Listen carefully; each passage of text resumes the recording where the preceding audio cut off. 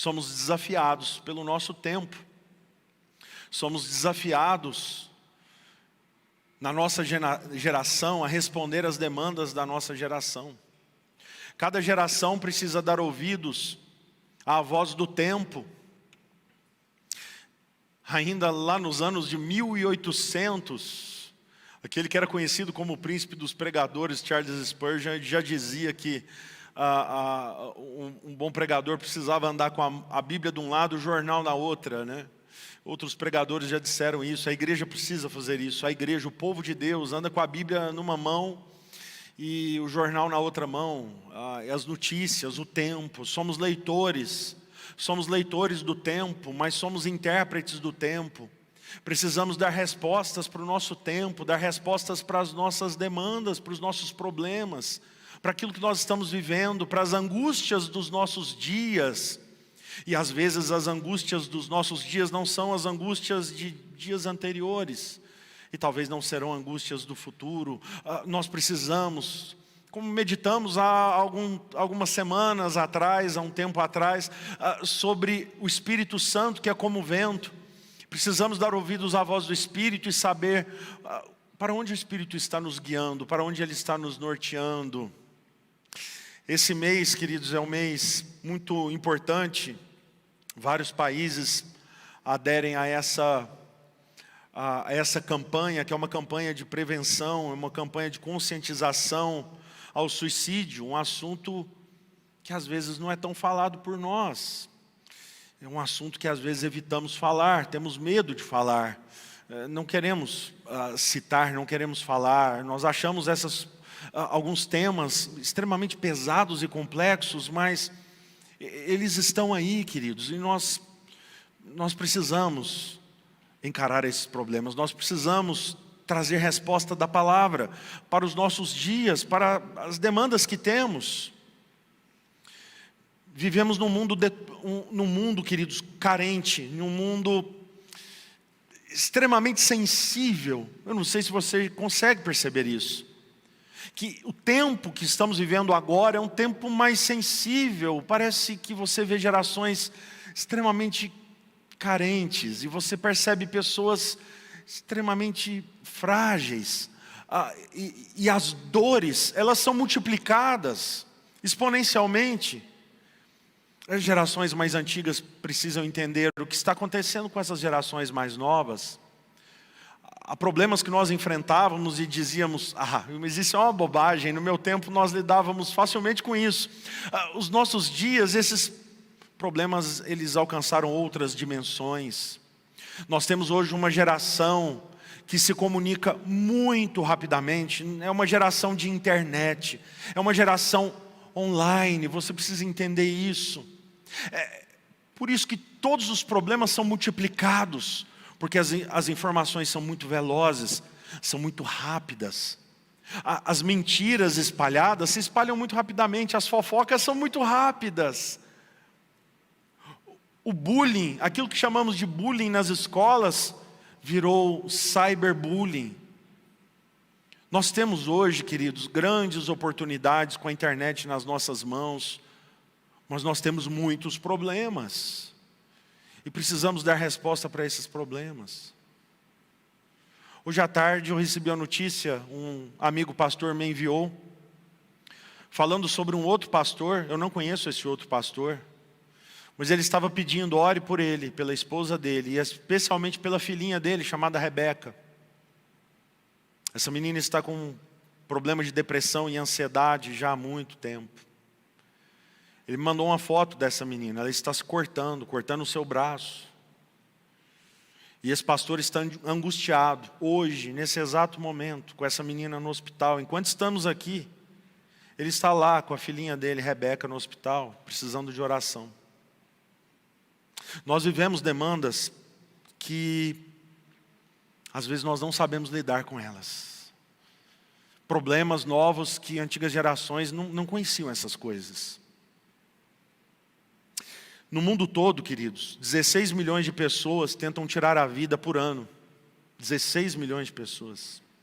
No Brasil, 14 mil pessoas se matam. São 38 brasileiros por dia morrem em decorrência do suicídio. Cerca de 4 a cada 10 adolescentes têm sintomas de depressão. E pasme, meus irmãos, 1 a cada 4 crianças no Brasil já apresentaram algum sintoma de depressão ou de ansiedade. Nós estamos falando de uma pandemia silenciosa que afeta o mundo todo. Para os irmãos terem uma noção, essa é a segunda principal causa de morte entre jovens de 15 a 29 anos de idade. Jovens e adolescentes fazem parte, quando falamos dessa pandemia silenciosa, do grupo de risco. São termos que os irmãos, inclusive, já acostumaram por causa da pandemia do Covid-19. Quando falamos de grupo de risco, os irmãos já sabem que são aqueles mais vulneráveis àquela doença. Pois bem, jovens e adolescentes fazem parte do grupo de risco em relação ao suicídio. Porque são imaturos. Não apenas emocionalmente imaturos, mas mentalmente imaturos. O corpo ainda é imaturo em muitos aspectos, e isso os torna extremamente impulsivos e também vulneráveis, de forma que às vezes enxergam o suicídio como uma solução permanente para problemas temporários. Se sentem pressionados o tempo todo, e eles perdem facilmente a sua autoconfiança.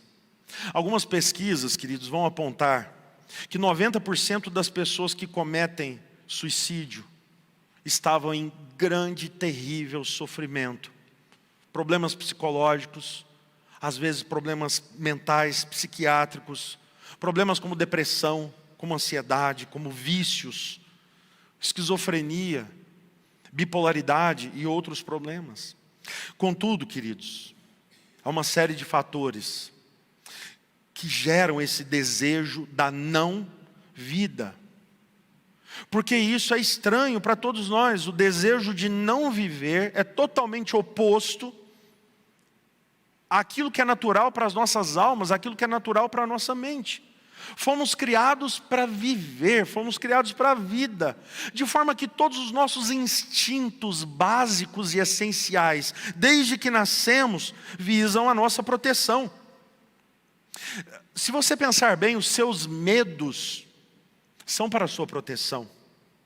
Evitamos certas coisas, evitamos certas circunstâncias, evitamos ficar perto de alguns animais, inclusive, porque sabemos que podemos nos machucar ali.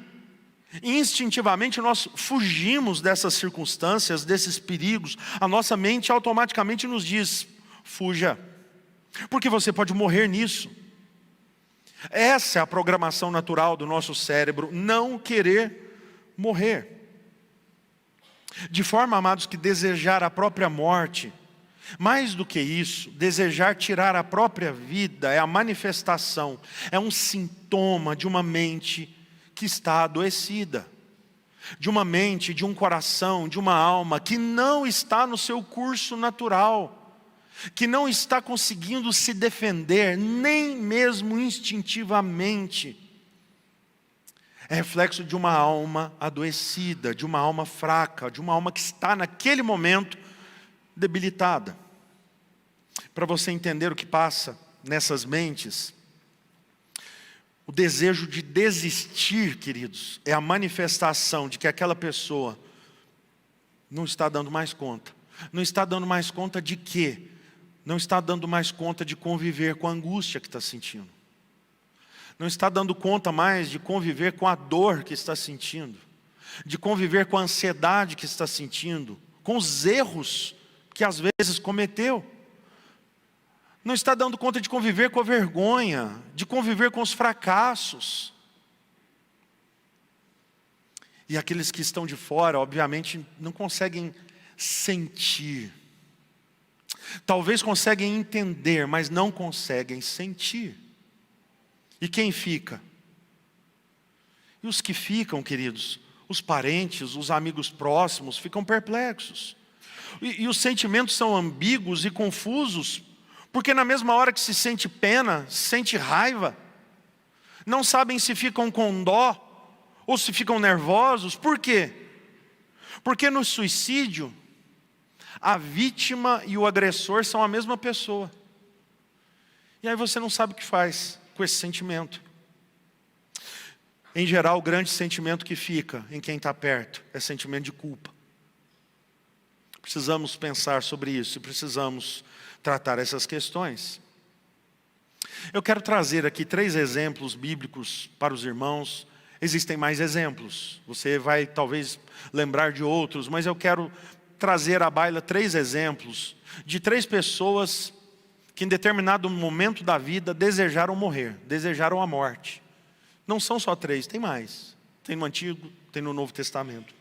Mas eu quero trazer apenas 3 exemplos. Abra sua Bíblia comigo no primeiro deles, Números capítulo 11, versículos 10 a 15. Números capítulo 11, 10 a 15. O primeiro exemplo é Moisés. Números 11, versículo 10 a 15. Veja comigo na sua Bíblia.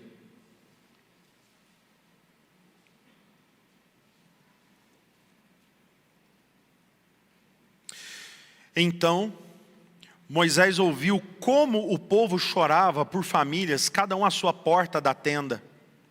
O Senhor ficou muito irado e Moisés também não gostou daquilo. Moisés disse ao Senhor: por que fizeste mal a teu servo? E por que não achei favor aos teus olhos, visto que puseste sobre mim a carga de todo este povo? Será que fui eu que concebeu todo este povo? Será que fui eu quem deu à luz? Para que me digas que o leve no colo, como a babá que leva a criança que mama, até a terra que prometeste dar a seus pais? Onde eu poderia conseguir carne para dar a este povo? Pois chora diante de mim, dizendo: dê-nos carne para comer. Eu, sozinho, não posso levar todo esse povo, porque é pesado demais para mim. Se me tratas assim, mata-me de uma vez. Se achei favor aos teus olhos, peço que não me deixes ver a minha miséria. Moisés se sentiu pesado demais. Como era difícil lidar com gente. Aliás, como é difícil lidar com gente. Veja o desespero de Moisés. Eu sozinho não posso levar todo esse povo. Esse povo é pesado demais para mim. Você já chegou a conclusões semelhantes assim na vida? Você já chegou a falar palavras semelhantes? Senhor, isso eu não posso fazer, é pesado demais. Você já se sentiu assim? Carregando peso nos seus ombros? Carregando um peso na sua mente? Carregando um peso no seu coração muito maior do que você aparentemente dá conta de carregar? Você já se sentiu como se estivesse carregando um fardo pesadíssimo nas costas? Moisés sentiu assim. E ele chegou para Deus e disse: Deus, eu não aguento mais. A dor era tanta, o cansaço era tanto, o peso era tamanho que ele disse: melhor que o Senhor me leve. É melhor que o Senhor me mate, porque eu não dou conta desse peso. Por que Moisés agiu assim? Por que Moisés fez essa oração? Por que Moisés agiu dessa maneira, amados? Sabe por quê? Porque Moisés é gente. E gente adoece. Pessoas adoecem porque são pessoas. Moisés foi aquele que foi levantado por Deus para tirar o povo de Israel do Egito, depois de anos de escravidão. Após a intervenção de Deus, o povo sai daquela terra e começa uma peregrinação até a terra que o Senhor havia prometido. E logo no início da jornada, alguns que estavam ali perverteram o coração de todo o povo, começando a reclamar. Nós vemos isso nos versículos anteriores. Quem nos vai dar carne a comer, Moisés? Nós estamos aqui nos lembrando dos peixes que lá no Egito nós comíamos. Estamos lembrando dos peixes que comíamos de graça, dos pepinos, dos melões, das cebolas, dos alhos. Mas agora, Moisés, seca a nossa alma, porque nós só temos esse maná que Deus manda para o céu, do céu para nós. A ingratidão perverteu o coração deles de tal forma que a sanidade mental deles foi afetada. E aquele povo via um banquete no tempo de escravidão, e o pão que Deus mandava do céu tinha gosto amargo. Que loucura! A mente estava totalmente pervertida. E eles foram até Moisés e começaram a reclamar: Moisés, a gente quer comer carne. A gente quer comer carne. E eles começaram a murmurar e levantaram um motim contra o líder. E aí Moisés fala para Deus: Deus, eu não dou conta. Me mate de uma vez, eu te peço, porque eu não dou conta. Como que o Senhor respondeu, queridos? Deus fez duas coisas. Primeiramente, Deus não respondeu positivamente, obviamente, a oração de Moisés. Ele não respondeu a oração como Moisés queria. Graças a Deus que Deus não responde todas as nossas orações positivamente. Deus não o mata. Pelo contrário, Deus lhe providencia ajuda. Ele disse: olha, eu estou levantando 70 homens, revestidos e cheios pelo Espírito Santo. Eles vão ajudá-lo a carregar esse peso da liderança. Eles vão ajudá-lo a carregar esse fardo. A segunda coisa que Deus fez: pode deixar, Moisés. Durante um mês eu vou dar carne para esse povo. Não serão 2 dias, 3, 10, nem 15 dias. 30 dias, durante um mês eu vou dar carne para esse povo. Esse povo vai comer só carne. A palavra que Deus dá é dura. Ele vai dizer o seguinte: eles vão comer tanta carne que vai sair pelo nariz. Eles vão comer tanta carne que eles vão sentir nojo de carne. Nojo de carne, é isso que eu vou fazer. Deus disse isso. Quer carne? Eu vou dar carne. Às vezes Deus tem um senso de humor curioso. Vão ter carne, quer carne? Vão ter carne. Segundo exemplo, abra sua Bíblia em 1 Reis, capítulo 19, versículo 4. 1 Reis, capítulo 19, versículo 4. Perdão, versículo 1 a 4. 1 Reis 19, do versículo 1 até o versículo 4.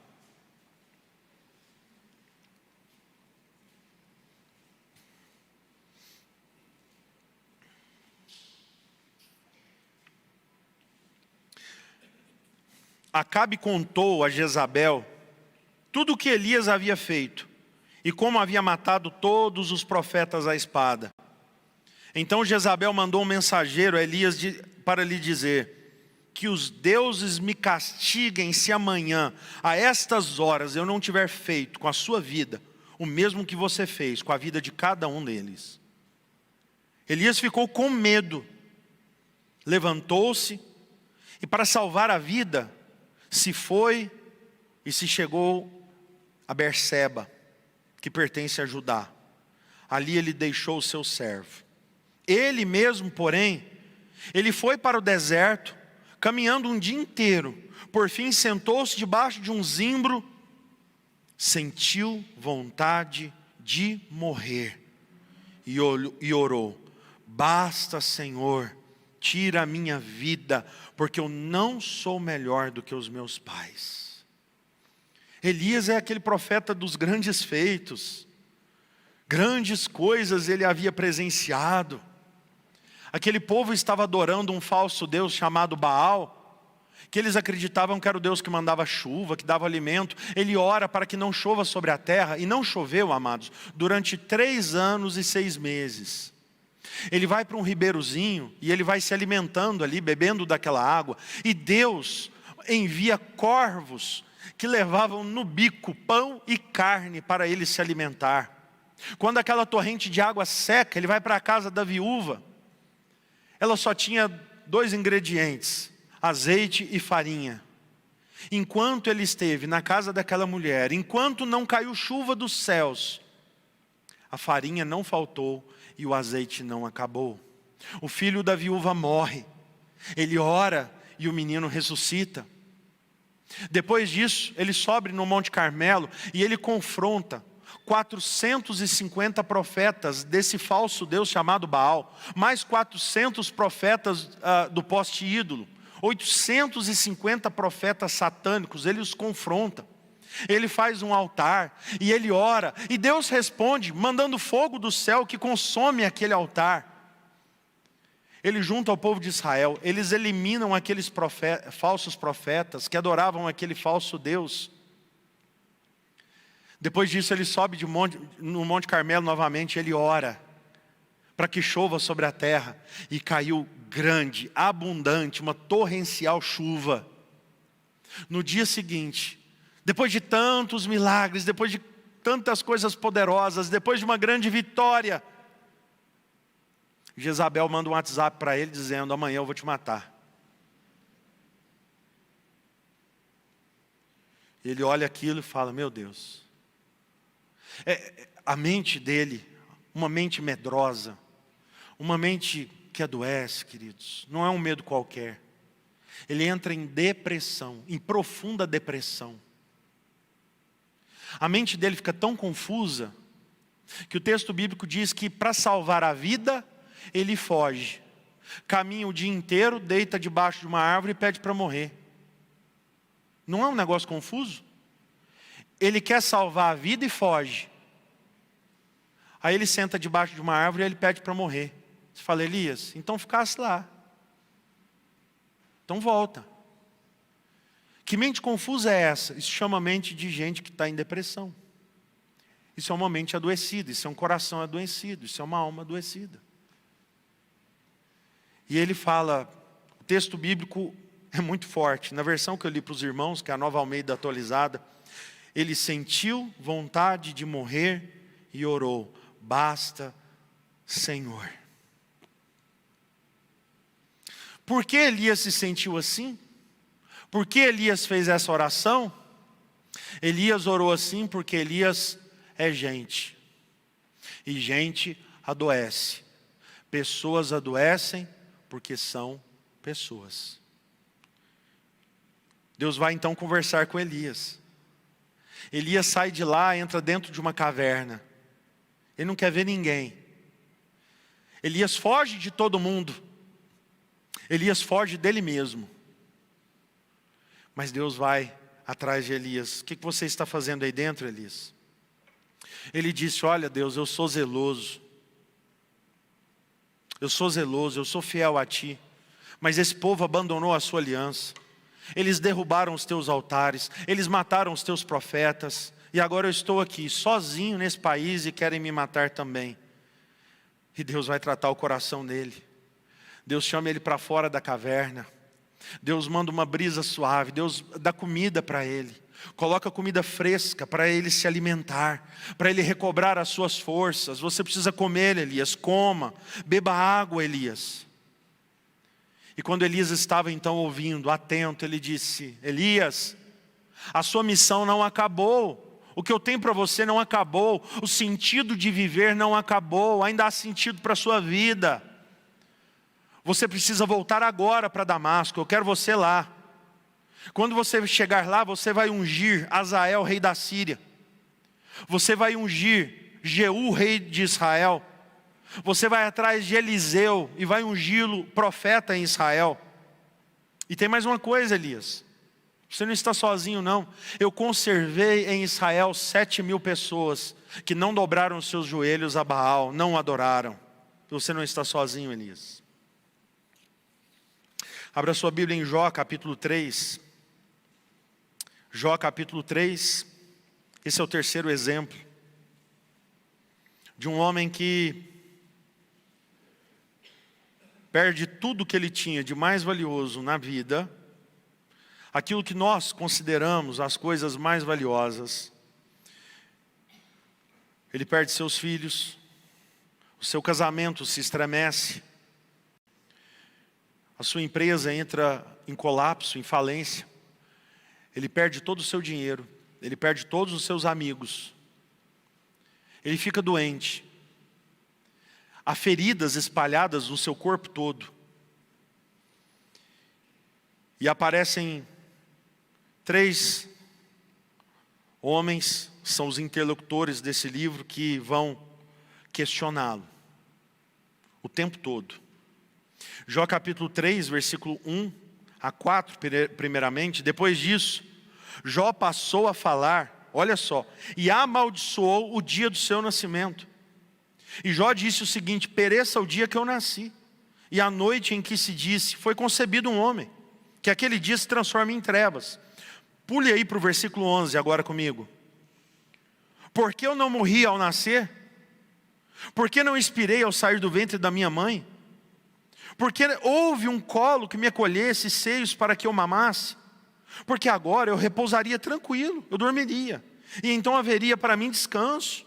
Com os reis e conselheiros da terra que destruíram para si mausoléus, que construíram para si mausoléus, ou como os príncipes que tinham ouro e encheram as suas casas de prata, ou como aborto oculto, eu não existiria, como a criança que nunca vira a luz.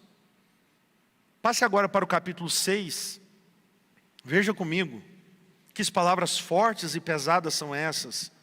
Jó capítulo 6, versículo 8 a 13. Quem dera se cumprisse o meu pedido e que Deus me concedesse o meu desejo, que fosse do agrado de Deus esmagar-me, que soltasse a sua mão e acabasse logo comigo. Isso ainda seria a minha consolação. Eu saltaria de contente na minha dor, que é implacável, porque não tenho negado as palavras do santo. Por que esperar se já não tenho forças? Por que prolongar a vida se o meu fim é certo? Por acaso a minha força é a força da pedra? Ou é de bronze a minha carne? Não encontro socorro em mim mesmo. Foram afastados de mim os meus recursos. Olha o desespero desse homem, queridos. Você deve estar pensando: uau, essas palavras de Jó são muito fortes. Essas palavras são muito pesadas. Sim, são pesadas mesmo. Pesadíssimas, tanto do capítulo 3 como aqui do capítulo 6. Graças a Deus que essas palavras estão aqui, amados. Essas palavras foram aqui escritas e preservadas para nos mostrar o que a angústia, o que a ansiedade, o que a depressão, o que a tristeza são capazes de fazer conosco. A chegar nesse nível mental de tristeza, de angústia. Jó, ele vai contemplar a sua vida, as tragédias, e ele enxerga a morte como a opção mais viável. É a maneira mais viável para acabar com o seu sofrimento, com as suas dúvidas, com o seu luto, com a sua dor. Você já sentiu algo assim? Talvez como Jó você esteja passando por uma grande perda. Nas estatísticas que falam sobre depressão, perder alguém ocupa sempre o topo da lista, como causas para depressão. Em primeiro lugar, a perda de um cônjuge. Em segundo lugar, a perda de filhos. Está lá no topo das causas para depressão. O casamento desse homem foi um fracasso. Sua esposa não queria nem chegar perto dele, não queria nem sentir o cheiro dele. E ele teve que sepultar os seus 10 filhos. Jó, como muita gente, não aguenta mais. Eu já atendi uma senhora com depressão e eu perguntei qual que é a causa da sua depressão, o que aconteceu nesses últimos dias para você chegar nesse ponto. Ela disse: há 17 anos eu perdi minha mãe. Quanto tempo? Ela falou: 17 anos. E desde então eu sofro. Nós lemos na Bíblia pessoas que estavam lá há 12 anos com alguma doença. Era paralítico há 30 anos. Era cego há 30 e tantos anos. São doenças. Essa senhora era doente há 17 anos. Doença visível? Não, tem sintomas visíveis. Mas é doença da alma, queridos. Aí você vai se perguntar: por que Jó se sentiu assim? Porque Jó era gente. E gente adoece. Pessoas adoecem porque são pessoas. Como que Deus tratou Jó? Deus vai responder Jó. Jó faz inúmeros questionamentos durante essa condição que ele passa. muitas perguntas. Deus não responde nenhuma das suas perguntas, mas Deus trata de uma questão muito mais profunda.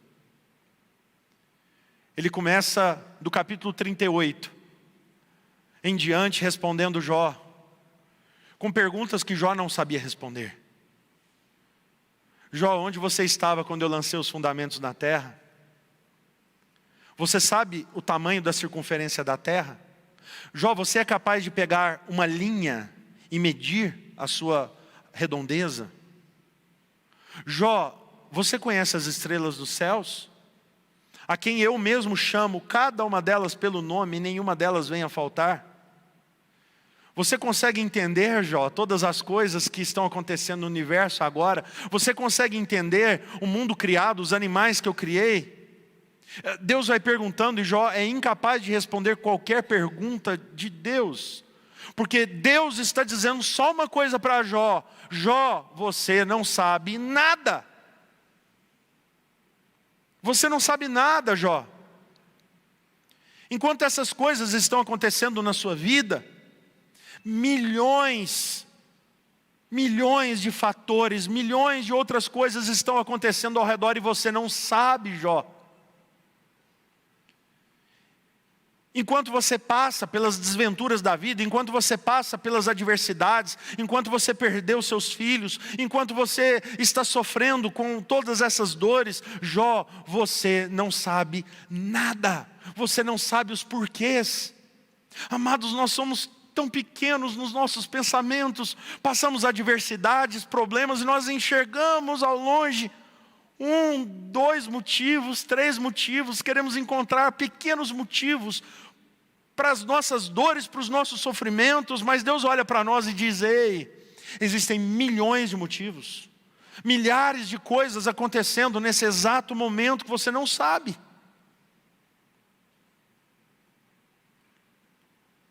Sobre a nossa própria vida, nesse exato momento, há milhares de coisas que estão ao redor da sua vida.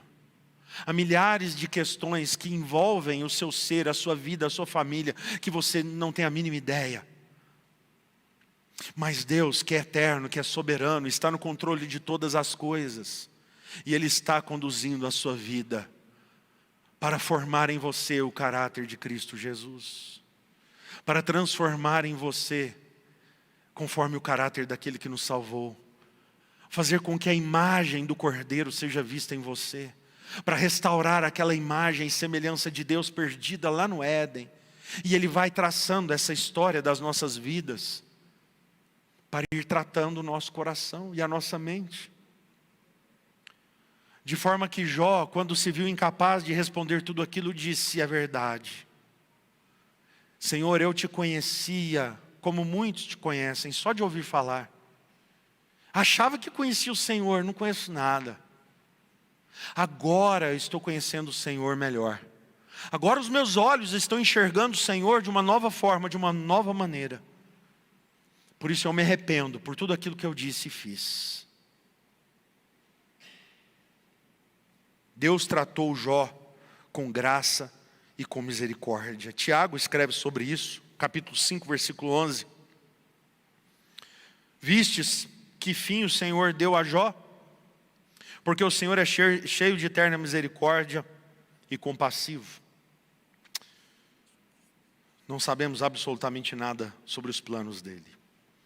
Amados, eu quero trazer algumas conclusões específicas aqui para nós. Eu gostaria que você prestasse atenção e colocasse o coração nessas questões. A primeira delas é uma palavra àqueles que estão sofrendo agora. Uma palavra para aqueles que estão vendo pessoas sofrendo perto de você. É uma palavra para pessoas que estão em sofrimento. Uma palavra para aqueles que estão em depressão. Uma palavra para aqueles que estão enfrentando ansiedade. Uma palavra para aqueles que talvez já pensaram que a morte é a solução. E uma palavra para aqueles que estão vendo pessoas perto de você com esses sentimentos. Entenda que as doenças da alma não são frescura, não é. As doenças da alma, elas precisam de tratamento. Doenças do coração são doenças. Porque pessoas adoecem, porque são pessoas. O sentimento, o desejo de não estar vivo, ele pode acontecer.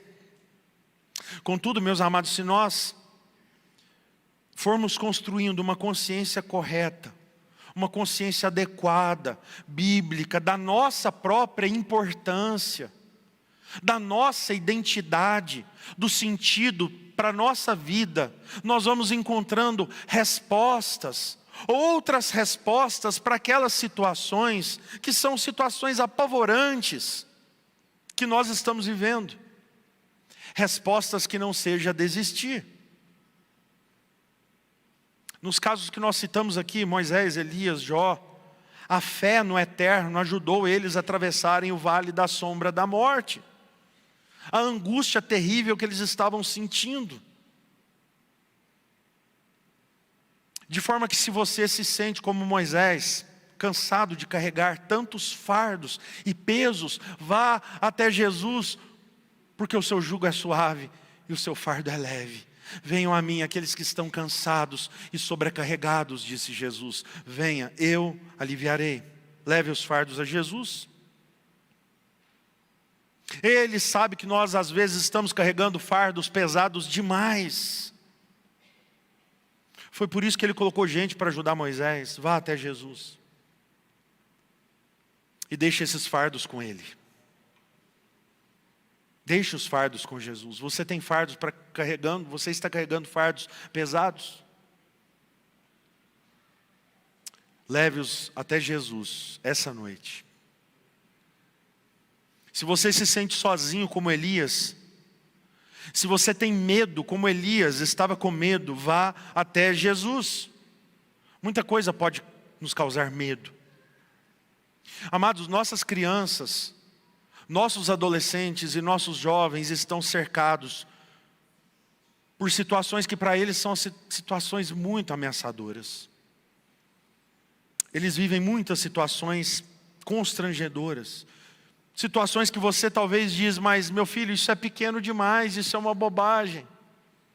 Às vezes queremos ensinar nossos adolescentes, nossos jovens dizendo, meu filho, você não precisa ter vergonha disso.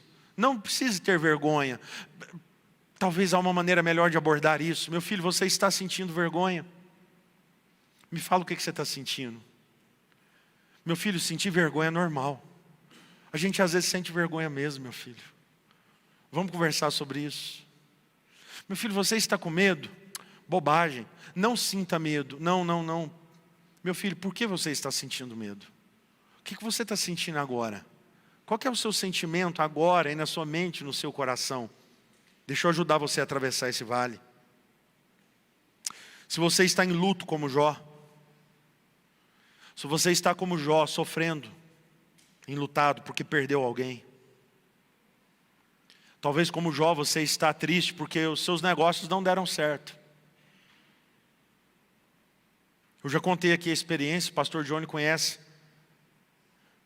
esse irmão de Goiânia. O pastor Johnny foi pastor dele em uma igreja que tirou a própria vida porque veio a falência. Ele viu a ruína dos seus próprios negócios, ele tirou a própria vida. Talvez você esteja sofrendo porque seus negócios não vão bem, se sentindo apequenado, talvez se sentindo até envergonhado diante da sua esposa e dos seus filhos. Eu quero te dizer essa noite, vá até Jesus. Ele sabe o que você está sentindo. Ele conhece a dor do luto como ninguém. Corra até Jesus, vá até Jesus.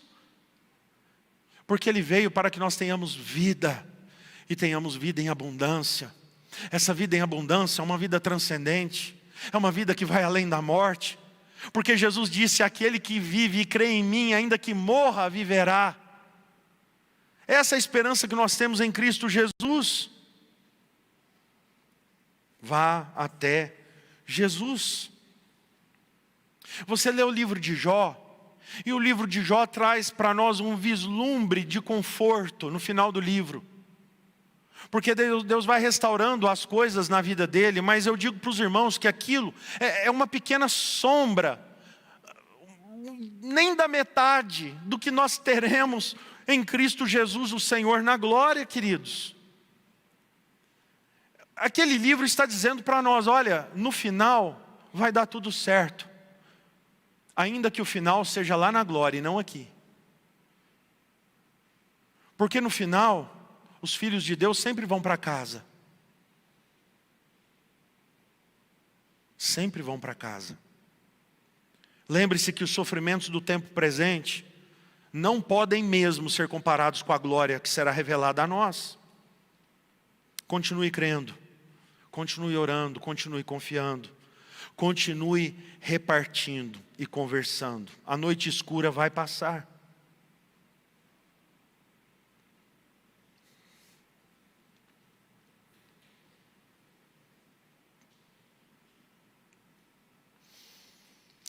Eu quero trazer uma palavra teológica, respondendo também uma questão. Crentes são capazes de cometer suicídio? Será que o crente, ele chega a esse ponto? Amados, se não fosse, eu não estaria trazendo essa mensagem aqui. Eu ia pregar fora da igreja. Se a igreja tivesse, se crente fosse imune de ficar doente emocionalmente, eu não ia tratar esse assunto com os irmãos, não. E nem a Bíblia trataria essas questões conosco. Se o crente fosse imune a qualquer tipo de doença, para que a gente vai tratar desse assunto? Mas nós tratamos porque crentes, como ímpio, como não crente, como ateu, ou como o crente mais fervoroso da face da terra, pode ficar doente. Por quê, queridos? Porque lá em Gênesis capítulo 3, o pecado entrou no mundo. E desde que o pecado entrou no mundo, nós vivemos debaixo do pecado. E o pecado abalou todas as nossas estruturas físicas, emocionais, mentais, relacionais. O pecado trouxe abalo para tudo. Crentes podem adoecer, porque crente é gente, e gente adoece. Porque pessoas adoecem, porque são pessoas. Eu quero trazer uma palavra rápida, para dizer que muitos crentes às vezes carregam a crença medieval, católica, romana, de que se alguém se matar por qualquer motivo, comete pena capital, pecado capital, está sentenciado ao inferno, ponto final, nenhuma conversa a mais. Isso não é bíblico. Não há nenhum versículo da Bíblia que aponte minimamente para construir-se uma teologia que diz isso. Não há nem meio versículo, nem uma pontinha, nem um pedacinho sequer que diga uma bobagem dessas. Sabe por quê? Porque ainda que uma pessoa tirar a própria vida, seja um pecado que ela cometa contra ela mesma, como eu disse, ela é a vítima e ao mesmo tempo ela é a agressora. Ainda que seja um pecado cometido contra ela mesma, amados, o que Cristo fez por nós lá na cruz do Calvário? O que Ele fez, amados? Eu quero te perguntar uma coisa. Cristo morreu para te dar uma segunda chance? Ou Cristo morreu para pagar os seus pecados? Cristo morreu para ajudar você a ser melhor, para ir para o céu? Ou Cristo morreu para pagar os seus pecados? Cristo morreu para te dar uma forcinha? Ou Ele pagou os seus pecados? Cristo morreu para te ajudar a ser melhor? Cristo morreu para simplesmente ajudar você a seguir a lei? Não, Cristo morreu pelos seus pecados, em substituição a você. Ele morreu a sua morte, Ele carregou os nossos pecados na cruz do Calvário. Amados, Ele não morreu para nos dar uma segunda chance, para a gente tentar de novo. É como se Deus voltasse, rebobinasse a fita e falasse: Adão, Eva, eu vou te dar uma segunda chance. Vamos voltar lá para o nosso paraíso, que eu construí tão bonito para vocês. Eu vou dar uma segunda chance para vocês. Está aqui a árvore do conhecimento do bem e do mal, não coma de novo. Está aqui a árvore da vida, vamos voltar, rebobinar a fita e recomeçar de novo. Adão e Eva iam comer de novo a fruta. Jesus não nos morreu para nos dar uma segunda chance. Jesus morreu pelos nossos pecados. Ele morreu por nós. Ele morreu por você.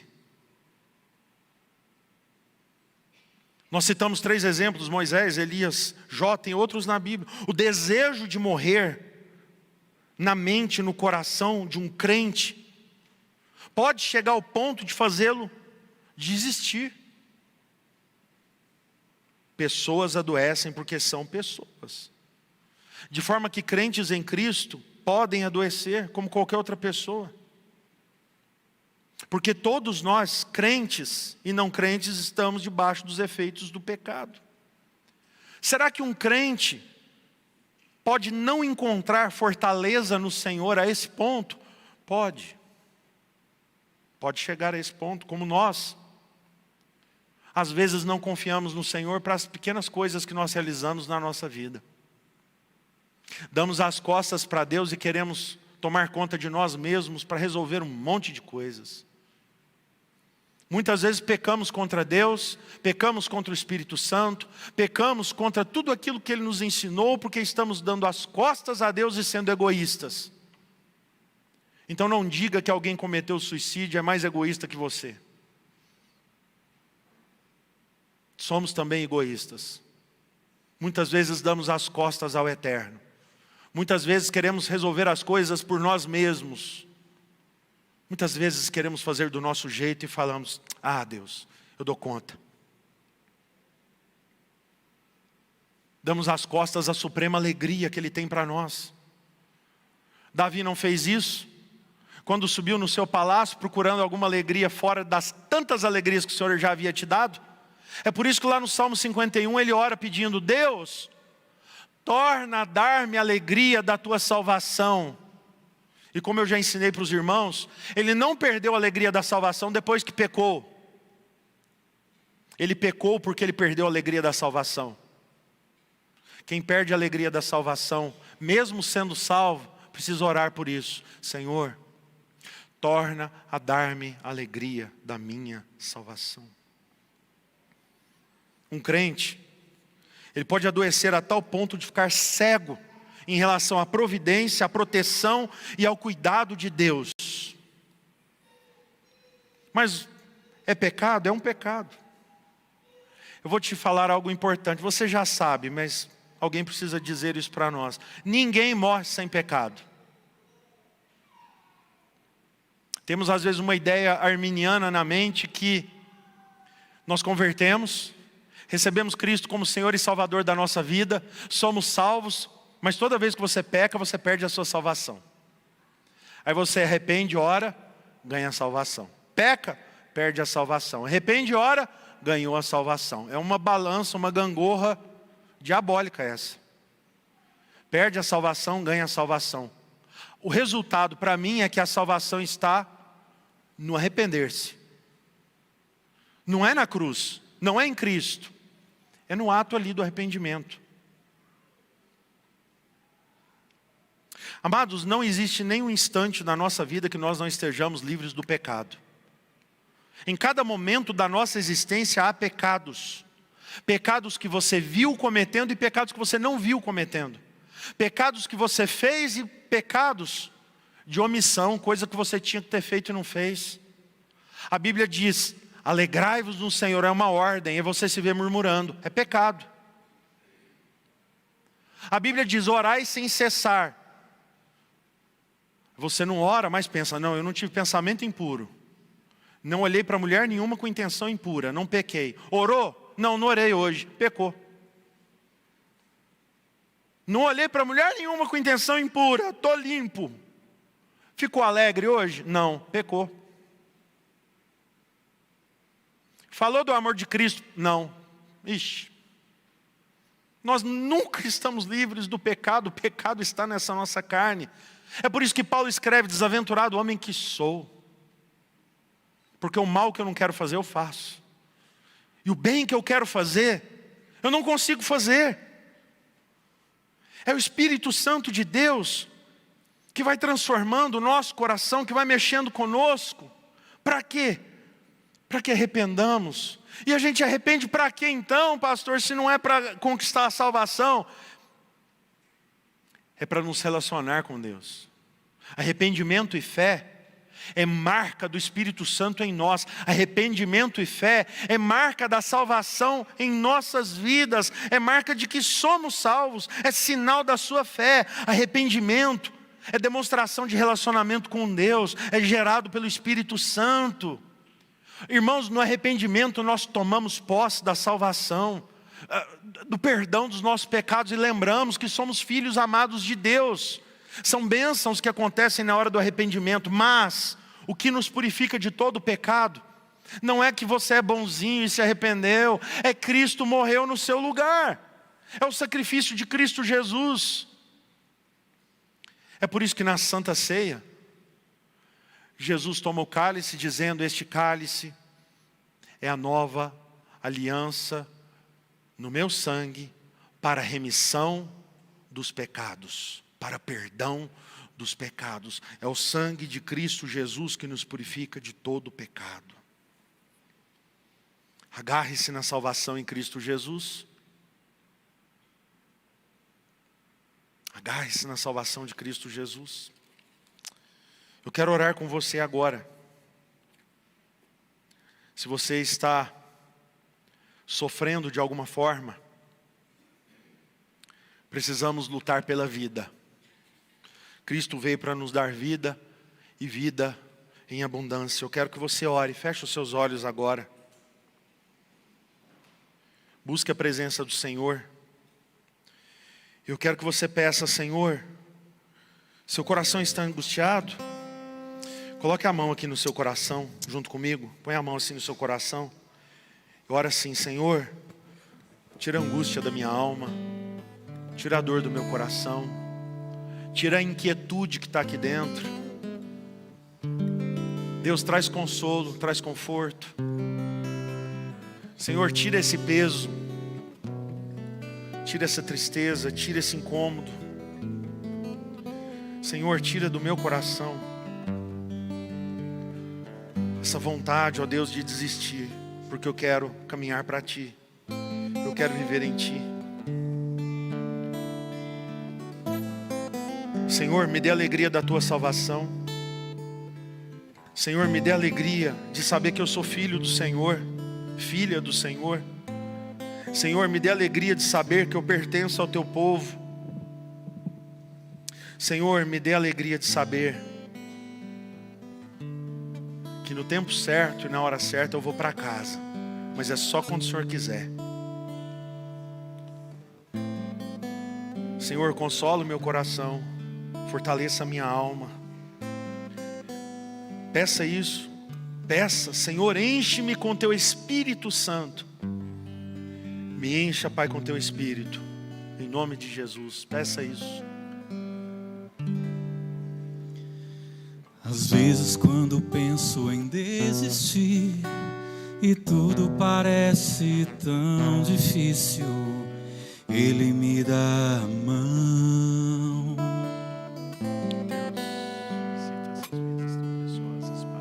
Às vezes quando penso que não consigo, que não tenho mais forças para seguir, eu ouço Tua voz dizendo: Filho, você não está sozinho e nunca vou te deixar. Feche os teus olhos agora e sinta o meu amor. Minhas promessas são de vitória. Tenha fé e confie em mim.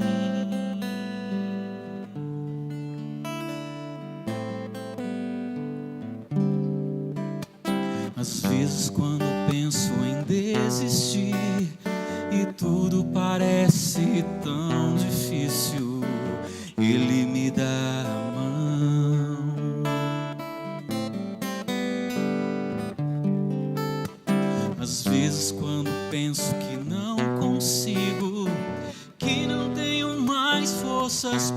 seguir, eu ouço tua voz dizendo: filho, você não está sozinho e nunca vou te deixar. Feche os teus olhos agora e sinta o meu amor. Minhas promessas são de vitória.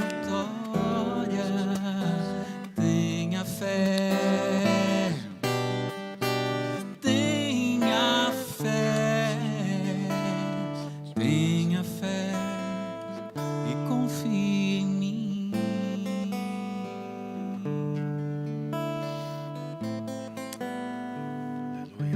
Vamos colocar em pé, amados, vamos orar. Deus, Pai, nos visite com Teu Espírito, Pai, porque nós precisamos. Eu te peço aqui, ó Deus, que o Senhor ajude aqueles que estão em sofrimento, talvez com depressão, que eles possam procurar ajuda e que nós possamos ajudar. Ajuda pastoral, ajuda psicológica, ajuda médica, ajuda de amigos, ajuda da família. Aqueles talvez que estejam aqui ansiosos, preocupados, carregando pesos enormes, dê a eles alívio. Meu Deus, nós estamos aqui colocando os nossos fardos diante do Senhor, aos pés da cruz, para que Cristo carregue tudo isso. Meu Deus, eu oro por aqueles que talvez não estão vivendo dias assim de sofrimento, mas eu peço que eles abram seus olhos e sejam atentos. Meu Deus, eu quero interceder aqui nessa noite pelos pais, pelas mães, pelos avós, por aqueles que são professores, eu quero interceder por aqueles que lidam com adolescentes, com jovens e com crianças, para que o Senhor abra os seus olhos, para que o Senhor ajude-os, ó Deus, a entender o coraçãozinho deles, para que eles possam, ó Deus, enxergar além dos olhos humanos e discernir espiritualmente o que está acontecendo ali naquelas vidas tão preciosas. Ajude-os, ó Deus, a perceber mudanças de humor, perceber que alguma coisa não está bem ali naquele coração. Meu Deus, eu quero te pedir que o Senhor derrama graça, ó Deus, àqueles que estão em sofrimento, talvez porque perderam alguém, porque talvez estão em luto.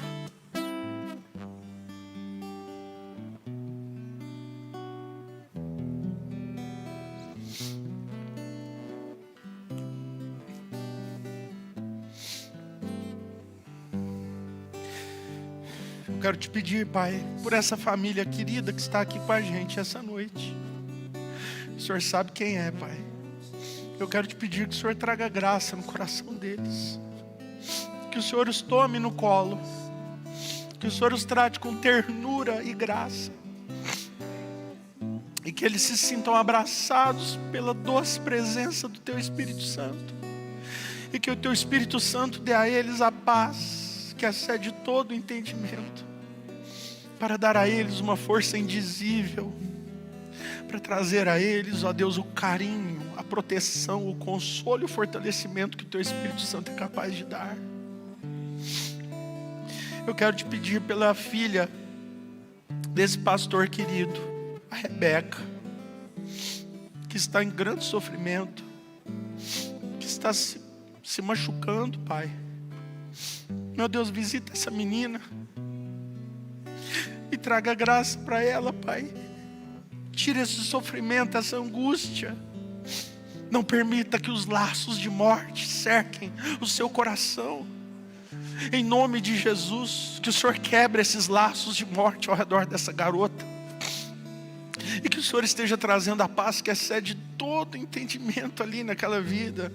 Tira o peso dela, ajuda essa menina a respirar e a viver.